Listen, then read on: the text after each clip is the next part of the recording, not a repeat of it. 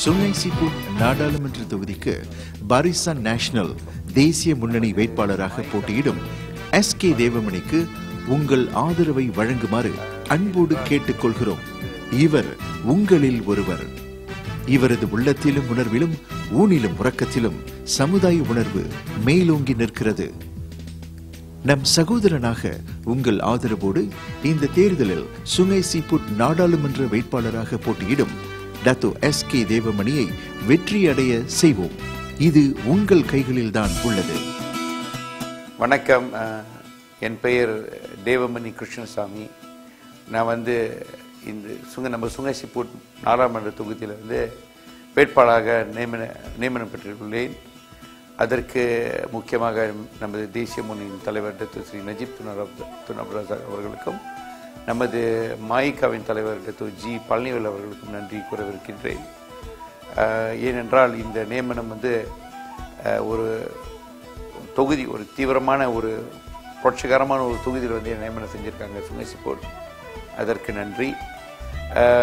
நான் ஒரு 2 தவணை ஒரு 10 வருடமாக கெமர்மலை நாடாளுமன்றத்தில் பணிபுரிந்துள்ளேன். இந்த PRU 13 தேர்தல் பெரிய ஒரு மகத்தான ஒரு தேர்தல் நினைக்கிட்டு. முக்கியமாக இங்கே இந்த சுங்கை சிப்பூட் எடுத்துக்கிட்டிங்கன்னா என்னோட நியமனம் இங்கே ஏன் செய்தார்கள் என்றால், நான் பேரா மாநிலத்தில் பிறந்து வளர்ந்த ஒரு இந்தியன். இங்கே சுங்கை சிப்பூட்னு எடுத்துக்கிட்டிங்கன்னா ஒரு 3 வருட ஆசிரியராக இங்கே பணிபுரிந்துள்ளேன். பல்டா லாசா என்ற இடம் 1979, 2000, 2001 இங்கே வர நம்ம ஸ்ரீமுருகன் நிலையம் ஒரு 16 வருடமாக இங்கே நமது பிரத்யோக வகுப்புகள் ஆரம்பித்து நடத்துள்ளோம். அதே சமயத்தில் இங்கே உள்ள இளைஞர்கள் மாயிக்கா பொறுப்பாளர்கள் கொஞ்சம் புரியும், நம்மளுக்கு தெரியும். ஏனென்றால் இங்கே பேரா மாநில இளைஞர் பகுதி தலைவராக ஒரு 5 வருடம் நான் பணிபுரித்துள்ளேன். அதனால் இந்த இடம் நம்மளுக்கு நல்லா தெரியும். ஓரளவு இங்கே உள்ள மக்கள், இந்திய பொதுமக்கள்லாம் கொஞ்சம் புரியும், தெரியும். அதே சமயம் சிம்மூரில் ஒரு 6 வருடமாக துணை தலைமை ஆசிரியராக ஒரு தற்காலிக பள்ளியில் வேலை செஞ்சுருக்கேன். அதன் அடிப்படையில் தான் நம்ம பிரதமர் என்னை இங்கே போட்டியிடுறதுக்கு நியமனம் செய்துள்ளார். அதற்கு நான் அவர்களுக்கு மறுபடியும் நன்றி கூறுகின்றேன்.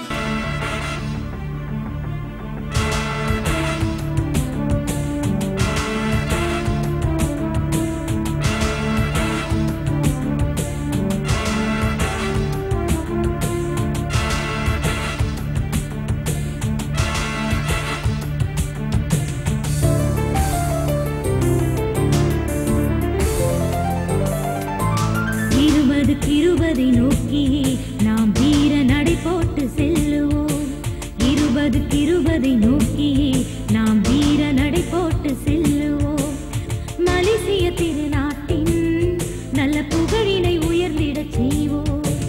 20 நோக்கி நாம் வீர நடை போட்டு செல்லுவோம்.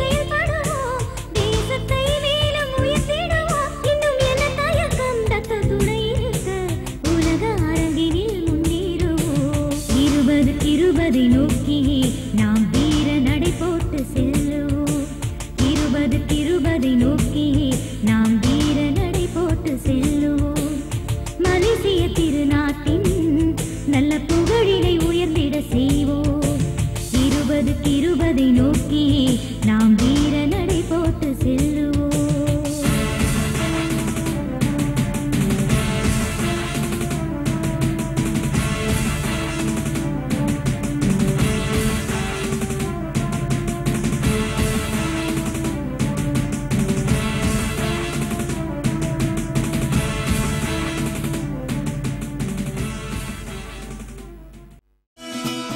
சுங்கைசிப்புன்னு எடுத்துக்கிட்டிங்கன்னா இன்னொரு சின்ன ஒரு பிரச்சனை என்னென்றால் இங்கே 5 வருடமாக அரசு பிரதிநிதி அரசியல் ரீதியில் இல்லை. ஆனால் நான் வந்து ஒரு துணை அமைச்சராக இருக்கிறதுனால, நமது பிரதமர் இலாக்காவில் பொருளாதார பிரிவில் துணை அமைச்சராக இருக்கிறதுனால இங்கே வந்து ஜனவரி மாதத்திலேருந்து நமது பிப்ரவரி மார்ச், இப்போ வந்து மார்ச் ஏப்ரல் அது வரைக்கும் என்னென்ன நம்ம பொதுமக்களோட தேவைகள் இங்கே இருக்குது, அதற்கு எப்படி நம்ம பூர்த்தி செய்யலாம் என்ற அடிப்படையில் என்னை அனுப்புகிறார்.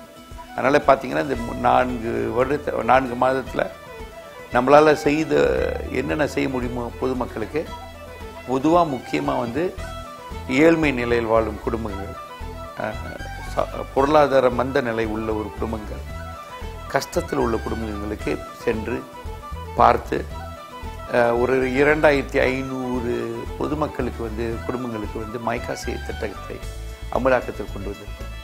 அதே சமயத்தில் தனித்திருக்கும் தாய்மார்கள் இந்த வெல்ஃபேர் சம்பந்தமான விஷயங்கள் இதெல்லாம் பார்த்து ஒரு அளவு நம்ம அமலாக்கத்துக்கு செஞ்சு கொடுத்துருக்கோம்.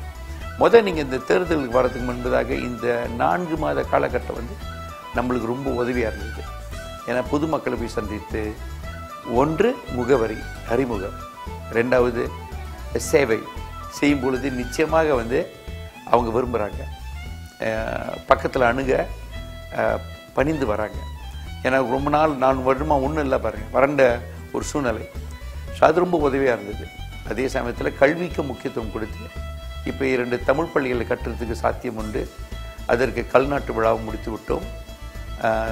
ஹீவூட் தமிழ் பள்ளி, சுங்கைக்கொண்டா தமிழ் பள்ளி, இது 2 அழகாக நம்ம செஞ்சுருக்கோம். ஸோ இது மாதிரி நம்ம வந்து பணி வழியை செய்யும்பொழுது அவங்க கண்மண் பார்க்குறாங்க, காரியம் நடக்குது, செய்ய முடியுது.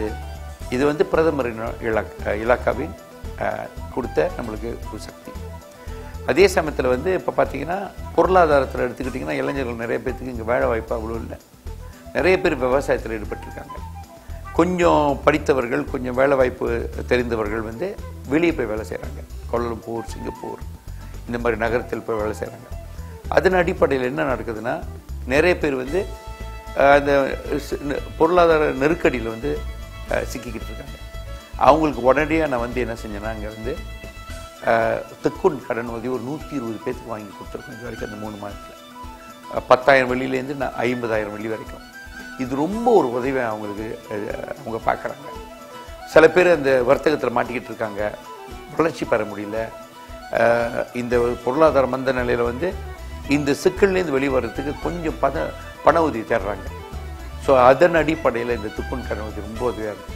ஸோ இந்த மாதிரி மக்களோட பரிமாறி பழகி அவங்ககிட்ட போய் அணுகி, இப்போ நம்ம அலுவலகத்தில் பார்த்திங்கன்னா ஒரு 7 பேர் இங்கே வச்சு வேலை செய்கிறோம். வீடு வீடாக போய் பார்க்க சொன்னேன். ஒரு தனித்திருக்கும் தாய்மாரா, ஒரு கஷ்டப்படுறாங்களா, பஜ்ஜிக்கான வீடை போய் பார்க்க சொல்கிறேன். பார்த்து நிஜமாக என்ன மாதிரி உதவி அவங்களுக்கு தேவைப்படுது, நம்ம என்ன மாதிரி பணிவடிகள் தேவைகள் அவங்களுக்கு செய்யலாம், எப்படி பூர்த்தி பண்ணலாம், இதெல்லாம் சொல்லி அந்த சம்பந்தப்பட்ட குடும்பத்தின் பிரச்சனையை போய் அதிகாரிகள்கிட்ட போய் பார்த்து அதை நம்ம நேரடியாக தொடர்பு கொண்டு செய்கிறதுனால கொஞ்சம் அமலாக்கம் நல்லாயிருக்கு. ஏன்னா சில பேர் பாருங்கள், அரசாங்க ஊழியர்கள் ஆஃபீஸ்லேயே உட்காந்துக்கிட்டு பிரச்சனை தீர்வு பார்க்குறாங்க. அது நடக்காது. ஏன்னா அவங்களோட தேவைகள் வேறையாக இருக்கும். இந்த மாதிரி செய்கிறதுனால நான் நினைக்கிறேன் ஓரளவு இங்கே உள்ள பொதுமக்கள் நல்லா ஓரளவு செய்கிறாங்க, நம்ம கூட ஆதரவு கொடுக்குறாங்க. நித்தம் பார்த்திங்கன்னா ஒரு 50-60 பேர் வந்துடுவாங்க ஆஃபீஸ்க்கு. 4-5 வருடமாக இந்த மாதிரி சேவைகள் ஒரு வேட்பாளர்கள் செய்யலை. அது மன வருத்தமாக இருக்கு எனக்கு. பிறரை குறை சொல்ல நான் விரும்பலை. ஆனால் அந்த தாக்குதல் பார்க்கும் பொழுது, இத்தனை பேர் வர்றதை பார்க்கும் பொழுது அந்த மனக்காந்தம், அந்த ஏக்கம் ரொம்ப தெரியுது. இதுதான். ஸோ படிப்படியாக நம்ம நிறைய செய்யலாம். ஆக்சுவலி நீங்கள் பார்க்க போனீங்கன்னா நிறையா நம்ம செய்யலாம். முக்கியத்துவம் கொடுத்தது வந்து கல்வி. இப்போ எஸ்பிஎம் எஸ்டிபிஎம் தேர்வு வந்துச்சு பாருங்கள்.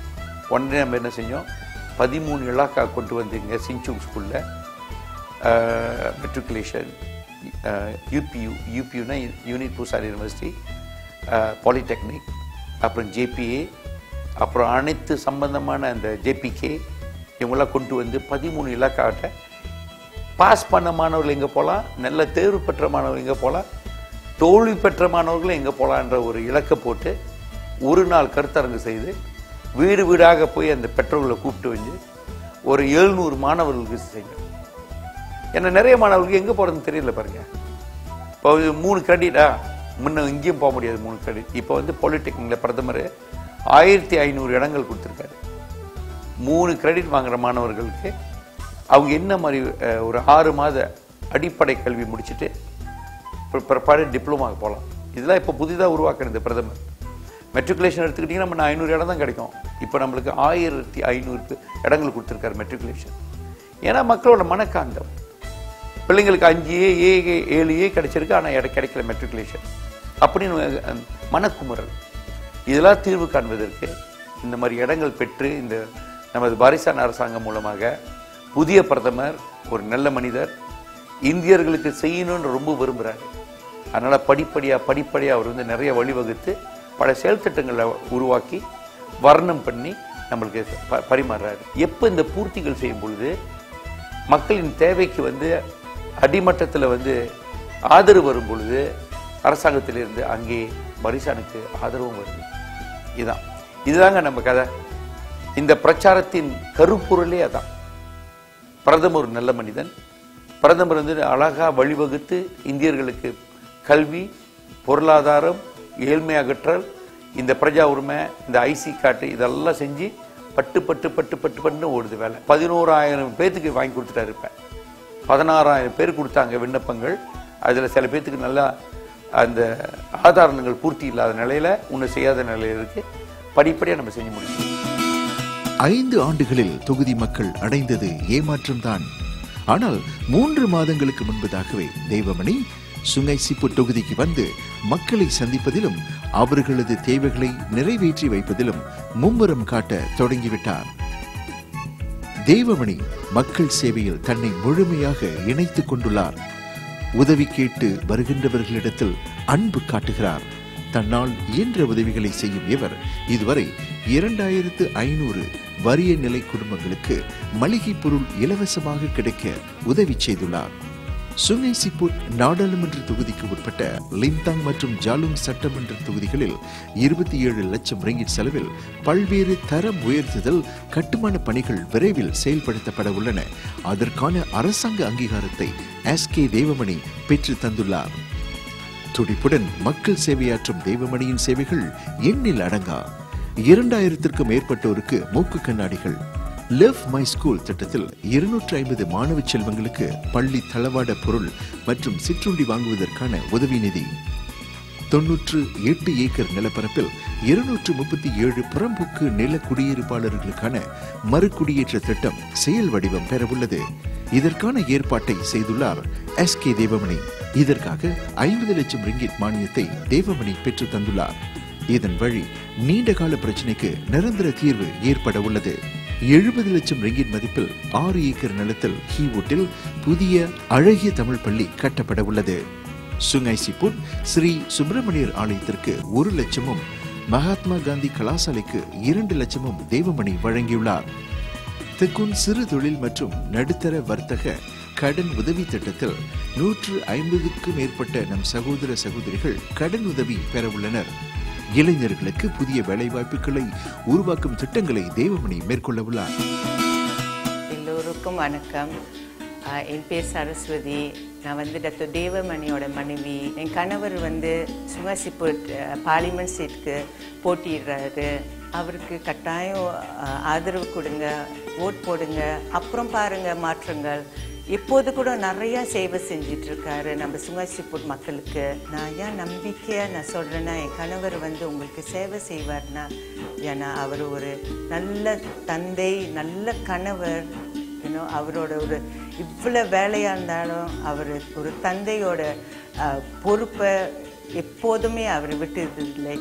பிள்ளைங்களோட படிப்பு விஷயத்தில் எல்லாமே அவர் வந்து கண்காணிப்பார், நல்லா கவனிப்பார். அந்த மாதிரி ஒரு தலைவர் வந்து கட்டாயம் வெளியே கூட நல்லா செய்வார். அதனால நான் ஏன்னா அவருக்கு எப்பயுமே சொல்லுவார், எல்லா குடும்பமும் நல்லா இருந்தால் தான் நம்மளும் நல்லா இருப்போம். அதனால நான் உறுதியாக சொல்கிறேன், என் கணவர்னால இல்லை, ஏன்னா அவர் சேவை செஞ்சது அவர் கூட இருந்து நான் பார்த்து, அதனால நான் நம்பிக்கையாக நான் உறுதியாக சொல்கிறேன், அவரை தேர்வு செய்தீங்களா கட்டாயம் உங்கள் குடும்பத்துக்கு நல்லது செய்வார். அதனால எங்களுக்கு வந்து நல்ல ஆதரவு கொடுத்து, எங்களுக்கு வந்து வாய்ப்பு கொடுத்து, உங்களுக்கு வந்து சேவை செய்கிறதுக்கு உதவி செய்யும். வணக்கம், என் பேர் விக்னேஸ்வரி. நான் தாமன் கிளைடாங்கலேருந்து வரேன். எனக்கு வந்து 4 பிள்ளைங்க இருக்காங்க. நான் ரொம்ப கஷ்டப்படுற குடும்பத்துலேருந்து வந்திருக்கேன். கணவர் வண்டி தான் வேலை செய்கிறாரு. அவர் சிமெண்ட் தங்கமும் பண்ணுறாங்க. நான் ரொம்ப கஷ்டப்படுறப்ப எனக்கு வந்து இந்த மைக்காசு இதுலேருந்து எனக்கு உதவி செஞ்சாங்க. இலவசமாக ஜாமா ஸ்டார்லேருந்து எடுக்கிறோம். இது கிடைக்கிறனால எங்களுக்கு வந்து கொஞ்சம் கஷ்டங்கள் குறைஞ்சிருக்கு. இது வந்து எல்லாத்துக்கும் உபயோகிக்கணும் சொல்லிட்டு நாங்கள் கேட்டுக்கிறோம். இது கொடுத்த ரத்தோ தேவமணிக்கு ரொம்ப நன்றி. இது எல்லாரும் இது கேட்டு எல்லாமே வந்து அவருக்கு ஒத்துழைக்கும்படி கேட்டுக்கிறேன். ரத்த தேவமணி வந்தால் இன்னும் கஷ்டப்படுற குடும்பத்துக்கு நல்ல உதவி செய்வார், இன்னும் நல்ல ஒரு இதை கொடுக்கணும்னு நாங்கள் கேட்டுக்கிறோம். என் பேர் வேணி. நான் வந்து தாமணித்தாங்கலேருந்து வந்திருக்கேன். எனக்கு 4 பிள்ளைங்க. என் வீட்டுக்காரர் வந்து கம்பெனியில் தான் வேலை செய்கிறாரு. நாங்கள் ரொம்ப கஷ்டப்படுறோம். இந்த மைக்கேசி கிடச்சி தான் இப்போ கொஞ்சம் சின்னாங்க இருக்குது. போய் ஸ்டோரில் போயிட்டு ஜாமான்லாம் நாங்கள் எடுப்போம். அரிசி பருப்பு இதெல்லாம் எடுப்போம். எடுத்து இந்த மைக்கேசி கிடச்சி கொஞ்சம் சின்னாங்க இருக்குது எங்களுக்கு. இப்போ எனக்கு இந்தமாரி எல்லாத்துக்கும் இந்த உதவி கிடைக்கணும். எனக்கு ஒண்டி மட்டும் இல்லை, எல்லாத்துக்குமே கிடைக்கணும். அவர் வந்து தான் எல்லாத்துக்குமே இந்த உதவி கிடைக்கிது, மைக்கேசி உதவி கிடைக்கிது. இந்தமாரி எல்லாத்துக்கும் கிடைக்கணும். அவருக்கு தத்து தேவமணிக்கு ரொம்ப நன்றி. வணக்கம், என் பேர் மகேஸ்வரி. நான் வந்து தாமணிக்கமில் இருக்கிறேன். என் கணவர் ஒண்டி தான் வீட்டில் வேலை செய்கிறேன். எனக்கு 4 பிள்ளைங்க. எனக்கு வந்து மைக்கேசியில் கிடைக்கிற அந்த ஸ்டார் உள்ள பொருள்கள் தான் இப்போ எனக்கு ரொம்ப உதவியாக இருக்குது. என்னால் வேலை செய்ய முடியாது. கணவர் நான் வந்து வீட்டில் மாதர் வர ஜாகா பார்த்துட்டு அம்மா வேறு. ஸோ எனக்கு வந்து ரொம்ப உதவியாக இருக்காங்க மைக்கேசியில். நம்ம ரத்த தேவமணி இன்னும் அரசியல் வராதமணி நிறைய இந்திய மக்களுக்கு ரொம்ப உதவி செஞ்சுருக்காரு. அவருக்கு ஓட்டு போட்டு அவர் நல்ல நிலையில் இன்னும் நிறைய இந்திய மக்களுக்கு வந்து அவர் நிறைய உதவி செய்வதற்கு வாய்ப்பு உண்டு. அதனால் நம்ம வேண்டிக் கொள்வது வந்து என்னென்றால் அவருக்கு ஓட்டு போட்டு அவரை ஜெயிக்க வைக்கணும். பாரிசான் இந்த வாட்டி நம்ம சிங்கேசி போல முன்னேறி வரணும். எல்லா இந்திய மக்களுக்கும் அவர் நிறைய உதவிங்க செஞ்சு கொடுத்துருக்காரு. அதனால் மீண்டும் மீண்டும் நான் அவருக்கு ரொம்ப நன்றி கடன் பட்டிருக்கேன். இன்னும் நிறைய இந்திய மக்களுங்களுக்கு அவர் நிறைய உதவி செய்வார். நான் ஒரே ஒன்று தான் கேட்டுக்கொள்கிறேன், இந்த வாட்டி நம்ம மைக்கா வந்து பாரிசான் வந்து ஜெயிச்சே ஆகணும் என்று நான் ரொம்ப வேண்டுகொள்கிறேன். 5 வருஷமாக எந்த ஒரு இதுவும் இல்லை. ஆனால் இந்த வாட்டி தேவமணி வராமணிக்கே நிறைய சப்போர்ட் இந்திய மக்களுக்கு எவ்வளோ உதவி செஞ்சுருக்காரு. பள்ளிக்கூடத்துக்கு எத்தனோ பேர்த்துக்கு நிறைய உதவிங்க இருக்குது. அந்த இப்போ இன்னும் அவர் இந்த அரசியலில் வந்தால் இன்னும் நிறைய வாய்ப்புங்க உண்டு நான் நினைக்கிறேன். அதனால் இந்திய மக்களுங்க ஒன்றே ஒன்று தான் நான் வேண்டிக் கொள்கிறேன், அவருக்கு ஓட்டு அளித்தால் நம்ம நல்லா இருக்கலாம். இந்திய பள்ளி படிக்கிற மாணவர்களுக்கு சரி எல்லா உதவிகளும் அவரால் முடியும் அப்படின்னு நான் கேட்குறேன். என் பேர் சேகரன். நான் company car service owner. So நான் சுங்கசிப்பூரில் ஒரு 22 வருஷமாக கார் வாஷ் வச்சுருக்கேன். ஸோ இப்பொழுது தான் வந்துட்டு கொஞ்சம் மாற்றத்தை நான் பார்க்குறேன். இப்போ தேவமணி சுங்கசிப்பூர் நாடாளுமன்றத்துக்கு போட்டியிட வந்தபோது தான் கொஞ்சம் மாற்றத்தை நான் பார்க்குறேன் இந்த இவ்வளோ நாளில். இப்போ தான் சமீபத்தில் திக்குன் லோன் போட்டிருந்தேன். ஸோ ரொம்ப சீக்கிரமாக அவர் எனக்கு அந்த லோனை பாஸ் பண்ணி கொடுத்தாரு. அது ரொம்ப உதவியாக இருக்குது எனக்கு. ஸோ என்னோடய வியாபாரத்தை இன்னும் கொஞ்சம் பெருக்கிறதுக்கும் அது உதவியாக இருக்குது. மக்கள் சொல்கிறாங்க, ஸோ அவர் கொஞ்சம் நல்லா படித்தவர். ஸோ நல்லா மலாயும் நல்லா சிறப்பாக பேசுகிறாரு. ஸோ மலாயக்காரர்களும் வந்துட்டு எங்கள் வாத்தியராக இருந்ததுனால ஒரு காலத்தில் மலாயக்காரர்களோட ஆதரவும் நல்லா இருக்குது அவருக்கு. முக்கியமாக வந்து அடிப்படை வசதிகளை அவர் செஞ்சு கொடுத்தாருன்னா போதும். கல்வித்துறையிலையும் பொருளாதார துறையிலையும். ஸோ இந்த 2 துறையில் தான் வந்து நம்ம மக்கள் ரொம்ப மோசமாக இருக்காங்க. ஸோ அதை கொஞ்சம் நல்லா பார்த்தாருனாக்கா சிறப்பாக இருப்பாங்க. அது முக்கியமாக ஏன்னா அவர் வந்துட்டு புதுசாக வந்ததுனால சிறப்பாக செய்வார். அதுலேயும் வந்துட்டு அவர் ஒரு துணை அமைச்சராக இருக்கும்போது நஜீப் கீழே அவர் சிறப்பாக செய்வாருன்னு நினைக்கிறேன். ஸோ அவர் எதிர்பார்ப்பு அதுதான். சிங்கசிப்பூர் மக்கள் இந்தியர்கள் பொறுத்தவரையில் 100 விழுக்காடு சப்போர்ட் அவருக்கு கொடுக்கணும். 100 விழுக்காடு, ஒரு 50 60 தேவையில்லை. 100 விழுக்காடு கொடுத்தீங்களாக்கா நீங்கள் அவர்கிட்ட இருந்து எது எதிர்பார்க்குறீங்களோ அது கிடைக்கும். என் என் பேர் தனலட்சுமி. நான் வந்து ஜலோங்கேமில் வசிக்கிறேன். ஓகே, நானும் வந்து ஒரு சாதாரண குடும்பத்திலிருந்து தான் வந்தேன் பாருங்கள். எனக்கு 3 குழந்தைகள் இருக்காங்க. என் கணவர் வந்து அவர் வந்து சாதாரண வேலை தான் பாருங்கள். அப்போ அவர் எங்களுக்கு கிடைக்கிற வருமானத்தில் வந்து எங்களால் வந்து நல்லா முழுமையாக சாப்பிட எங்களுக்கு கிடைக்கல பாருங்கள். அப்போ இந்த மைக்காசை வந்தது மூலிமா தான் எங்களுக்கு வந்து மைக்காசை வந்து இலவசமாக கிடைக்கிறதுனால அதில் கிடைக்கிற பொருட்களை வந்து எங்களுக்கு ரொம்ப யூஸ்ஃபுல்லாக இருக்குது பாருங்கள். ஸோ அதனால் வந்து நாங்கள் பிள்ளைங்க எல்லோரும் வந்து சந்தோஷமாக சாப்பிட்றோம். அதனால் இந்த மைக்காசை கிடைக்க உதவி செய்த டத்தோ தேவமணி அவர்களுக்கு எங்களுடைய நன்றியை நாங்கள் குடும்பத்தோடு சேர்ந்து அவருக்கு நாங்கள் தெரிவிச்சுக்கிறோம். எங்களுடைய ஓட்டு வந்து கண்டிப்பாக பரிசானுக்கு தான், அவருக்கு தான். என் பேர் சகுந்தலா தேவி. நான் தம்மன் கிமரியிலேருந்து வரேன். மைக்காசு கிடைக்கிறதுனால வீட்டுக்கார் ஒண்டி வேலை செய்கிறாரு. அப்போ இந்த மைக்காசு கிடைக்கிறதுனால எனக்கு ரொம்ப உதவியாக இருக்குது. 4 பிள்ளைங்க இருக்கிறாங்க. அவர் இந்த உதவி செஞ்சது எனக்கு ரொம்ப ரொம்ப உதவியாக இருக்குது. நான் வந்து 5 வயசுலேருந்து தம்மன் தூண் சம்பந்தனில் தான் வளர்ந்து வந்தேன். அவர் செஞ்சதெல்லாம் சாமி வேலை செஞ்சது எனக்கு எல்லாமே தெரியும். அவர் படிப்புக்கு உதவி செய்கிறது இதெல்லாம் எனக்கு ஒன்றும் கிடைக்காதனால, ஆனால் நான் மற்றவங்களோட இதை நான் பார்த்து அவர் செஞ்ச உதவி எனக்கு தெரியும். யார் என்ன சொன்னாலும் நான் கேட்க மாட்டேன். எனக்கு அவர் தான் டத்தோ தேவமணி வந்து ரொம்ப உதவி செஞ்சுருக்காரு. பிள்ளைங்க படிக்கிறதுக்கு, இந்த இடத்துல எந்த விஷயம் நடக்கிறதுக்கு ரொம்ப விறுவிறுன்னு எல்லாத்தையும் செஞ்சு உதவி செஞ்சது. நான் வந்து அவருக்கு தான் சப்போர்ட் பண்ணுவேன். என் குடும்பத்துலேயும் அவர் தான்.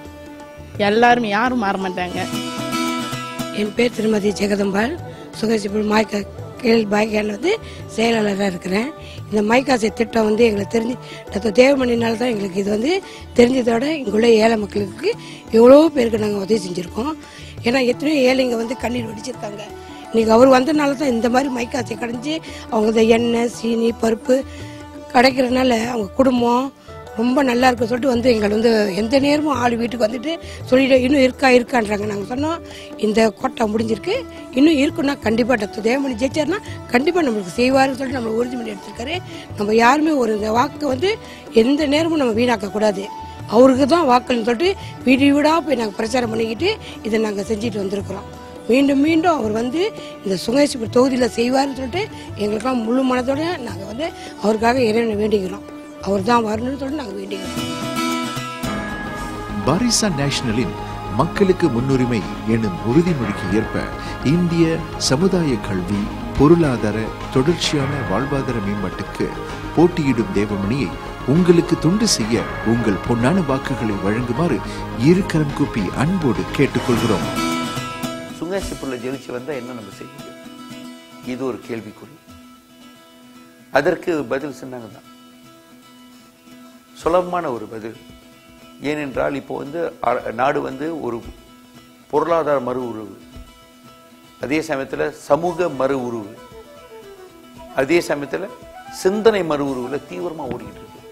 இதுக்கு ஆணித்தரமாக இருந்தது பிரதமர் டத்தோ ஸ்ரீ நஜீப் தான். அது ஆங்கிலத்தில் டிரான்ஸ்ஃபர்மேஷன் ப்ரோக்ராம் சொல்கிறாங்க. இந்த டிரான்ஸ்ஃபர்மேஷன் ப்ரோக்ராமில் பார்த்தீங்கன்னா இந்த மறு உரு திட்டத்தை பார்த்தீங்கன்னா பல மாற்றங்கள் வரப்போகுது. தீவிரமாக இந்த 3 வருஷமாக பீரநடை போட்டுக்கிட்டு இருக்காரு பிரதமர். அதனால தான் இன்னைக்கு நாட்டின் பொருளாதாரம் ஒரு மதிக்கத்தக்க நிலைக்கு வந்திருக்கு. ஸோ அதன் அடிப்படையில் சுங்கைசிப்பூட் வந்து விடுபடக்கூடாது. அந்த நீரோட்டத்தில் வந்து நம்ம சுங்கைசிப்பூட் ஒரு அங்கம் பெற வேண்டும். இல்லைன்னா நீங்கள் பார்த்தீங்களா நிறைய இடத்துல வந்து இப்போ வந்து ஜோஹோ பாரு, குவாந்தான், கோலாலம்பூர், அப்புறம் வந்து நெகிர் சிம்பிலான், ஜோஹர் மாநிலம், இதெல்லாம் பயங்கர வளர்ச்சி. ஏன்னா பாரிசான் நேஷனல் ஆளும் கட்சி. ஆனால் நீங்கள் சுங்கைசிப்பூரை பார்த்தீங்கன்னா கொஞ்சம் மந்த நிலையில் இருக்கு. இத்தனை இண்டஸ்ட்ரி இருக்கு. அந்த சைடு எடுத்து பெல்டன்லாம் பார்த்தீங்கன்னா அந்த காலத்தில் உள்ள ஃபேக்ட்ரிஸ் இதெல்லாம் மாறி ஒரு பெரிய ஒரு மதிக்கத்தக்க ஒரு பொருளாதார சக்தியாக வந்து சுங்கைசிப்பூர் மாறணும். அதற்கு ஈப்போ கூட இணங்கி, ஜலாப்பாங் கூட இணங்கி, சிம்மோரோட போய் ஒட்டி வளர்ந்து வந்தால் தான் இந்த இடத்துக்கு இலக்கு உண்டு. இங்கே உள்ள இளைஞர்களுக்கு வேலை வாய்ப்பு உண்டு. சில வர்த்தகம் செய்கிறவர்களுக்கு அருள் உண்டு. இதெல்லாம் இல்லைன்னா இது அப்படியே மடிந்து ஒரு மாதிரி அமைதியாக போய் எல்லாம் வந்து ஓய்வு பெற்ற மனிதர்கள் வாழும் இடமாக திகழ்ந்து வந்துடும். இதெல்லாம் தடுக்கி அடுக்கி பயங்கரமாக ஒரு மாற்றத்தை உருவாக்குறதுக்கு பிரதமர் இலாக்கா கூட தொடர்பு இருக்கணும். பொருளாதார சக்தியை உருவாக்குறதுக்கு அதுக்கு வேண்டிய தொடர்பு உருவாக்கணும். இதுக்கெல்லாம் நமக்கு வாய்ப்பு உண்டு. பிரதமருக்கு பக்கத்திலே இருக்கிறோம், நிச்சயமாக அது கொண்டு வர முடியும். அது ஒன்று. நிறைய பேத்துக்கு வாய்ப்பை உருவாக்கணும். அடுத்தது வீடமைப்பு திட்டம். நிறைய பேத்துக்கு வந்து இப்போ பார்த்தீங்கன்னா 2.5 லட்சம் வெள்ளி ஓடுது வீடு விற்பனை. இங்கே வந்து 2.5 லட்சம் வெள்ளி ஒரு வீட்டுக்கு, டபுள் ஸ்டோரி. இதெல்லாம் ஒரு காலத்தில் வந்து 1 லட்சம் வெள்ளியில் வாங்கிடலாம். எத்தனை பேர் வாங்க முடியும்? எத்தனை இந்தியர்கள் அல்லது பொதுமக்கள் வந்து இந்த மாதிரி வீடுகள் வாங்க முடியும்? இதுதான் நம்ம பிரச்சனை. ஸோ நான் என்ன நினைக்கிறேன்னா, மலிவு வீடுகள் ஒரு 60, 70, 80,000 வெள்ளி வீடு, அந்த நடுத்தர வீடுகள் வந்து கட்ட வேண்டிய சாத்தியம் உண்டுங்க. நிறைய பேத்துக்கு வீடு அமைப்பு திட்டம் தேவை. அதனால நம்ம என்ன செய்யணும்னா, இதற்கு வேண்டிய அடிப்படை வேலைகள் நம்ம செய்யணும். அதற்கு நமது நிச்சயமாக நமது டிஓ ஆஃபீஸில் வந்து அதுக்கு வேண்டிய அனைத்து உதவியும் செய்யணும்னு சொல்லியிருக்காங்க எங்கிட்ட. நிச்சயமாக அதை செய்ய முடியும். அடுத்தது இந்த அடிப்படை புல் வெட்டாதனால இந்த ரோடு சாலைகளை வந்து நல்லா சுத்தமாக வைத்துக்கொண்டு அதுக்கு மேலே அடிக்கடி அழகாக செஞ்சு கொடுக்குறது கடமை, மஜ்லிஸோட கடமை. பாசாருக்கெல்லாம் நீங்கள் போனீங்கன்னா அங்கே அந்த ரோடு அந்த அல்லூர்லாம் உடஞ்சி கிடக்குது. மேலே குருவி வந்து மலத்தை விட்டு கீழெல்லாம் அழுக்குப்படுத்தி இதெல்லாம் மாற்றி கொண்டு வரணும். புதுமையாக கட்டணும் மார்க்கெட்லாம். இதெல்லாம் நம்ம செய்யணும். அப்புறம் இந்தியர்களுக்கு ஒரு பெரிய மண்டபம் தேவை, ஒரு நூல் நிலையம் பிள்ளைங்களுக்கு. இதெல்லாம் அடிப்படைகள். சின்னதாக இருக்கலாம், ஆனால் வளர்ச்சிக்கு முக்கியமான அஸ்திவாரம். அதே சமயத்தில் வாழ வாய்ப்பு நிறைய ஏழை குடும்பங்கள் இருக்காங்க. சுகாதார வசதிகள் எப்படி இருக்குன்னு பார்க்கணும். நம்ம பார்த்தீங்கன்னா டயாலிசிஸ் மிஷின்ஸ், அந்த டயாலிசிஸ் செய்வாங்களா, அந்த கருவி வந்து இப்போ கொஞ்சம் குறைவாக இருக்கான். நான் நினைக்கிறேன் இன்னொரு 4லேருந்து 6 கருவி இந்த மிஷின் வச்சாதான் அனைத்து டயாலிசிஸ் மிஷின்ஸ்க்கும் மக்களுக்கும் நோயாளிகளுக்கும் நம்ம வந்து பணிவிடை நல்லா செய்யணும். இதெல்லாம் கொண்டு வரணும். இதெல்லாம் விடுபட்டு போச்சு இந்த காலகட்டத்தில். ஸோ இதுதான். அப்புறம் விவசாய நிலங்கள். நிறைய பேர் மாடு வளர்க்குறாங்க, ஆடு வளர்க்குறாங்க. அவங்களுக்கு போய் நிலம் இல்லை, எங்கே வளர்க்குறதுக்கு. இதெல்லாம் படிப்படியாக நம்ம வகுத்து தீர்வு காணலாம். ஒரு எதிர்கட்சி நம்ம செய்ய முடியாது. பல இடங்கள் நம்ம நிறைய மாற்றம் வந்துருச்சு. இது சுங்கைசிப்பூர் நிச்சயமாக விடுபடவே கூடாது. இது 5 வருட காலகட்டம், ஒரு சிறு குறுகிய காலகட்டம்.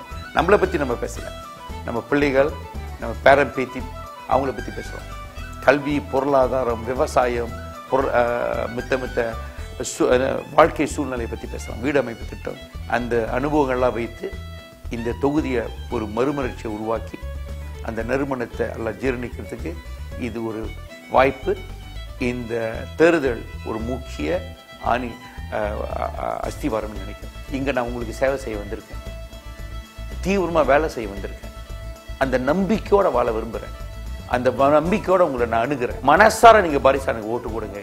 3ஆம் நம்பரு SK தேவமணி அங்கே இருக்கும், தேசிய முன்னணி அங்கே இருக்கும். தயவு செய்து நீங்கள் எனக்கு வாக்களித்து எனக்கு சக்தி கொடுத்து சுங்கைசிப்பூர்ல பணிவிடை பண்ணுறதுக்கு, சேவை செய்யறதுக்கு நீங்கள் அருள் கொடுக்கணும். தயவு செய்து பாரிசா நேஷனலுக்கு எனக்கு வாக்களிங்கள். நன்றி, வணக்கம்.